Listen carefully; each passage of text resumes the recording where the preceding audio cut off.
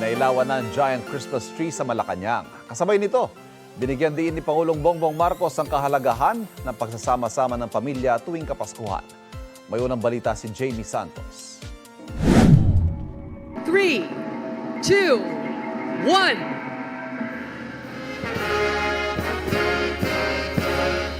Nagningning ang Kalayaan Ground sa Malacanang sa taon ng Christmas tree lighting ceremony na isinagawa kagabi. Kasama sa programa ang pagtatanghal ng Puso ng Pasko ng Alice Reyes Dance Philippines na sinamahan ng Manila Symphony Orchestra at Ryan Cayabyab Singers. Si Ryan Cayabyab, pambansang alagad ng sining para sa musika, ang gumawa ng musical arrangements. Sinaksihan ito ni na Pangulong Bongbong Marcos at First Lady Liza Araneta Marcos. Ipinunto ng Pangulo ang kahalagahan ng pagsasama-sama tuwing Kapaskuhan, lalo na para sa mga pamilya na pansamantalang nalalayo sa isa't isa. Panahon din daw ito para huminto, magbalik tanaw at muling yakapin ang tunay na mahahalaga. We have millions of Filipinos who are working and living abroad. And Christmas is often the only time that they can come back and be with their families. Take a little time off and spend some good time with your friends, with your family.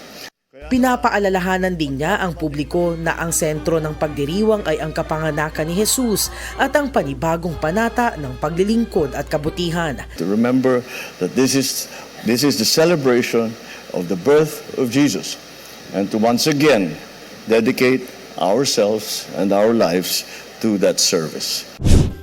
Tampok din sa programa ang pagkilala sa top 3 winners at 3 special awardees ng isang bituin, isang mithiin National Parole Making Competition Year 4. Sa taong ito, umabot sa 133 entries mula sa iba't ibang TESDA Training Institute sa buong bansa ang kalahok sa paggawa ng makukulay na parol. Kabilang sa mga hurado, si GMA Network Senior Vice President Attorney Annette Gozon Valdez at ang fashion designer na si Paul Cabral. Ito ang unang balita. Jamie Santos para sa GMA Integrated News. Kapuso, huwag magpapahuli sa latest news and updates. Mag-iuna ka sa balita at mag-subscribe sa YouTube channel ng GMA Integrated News.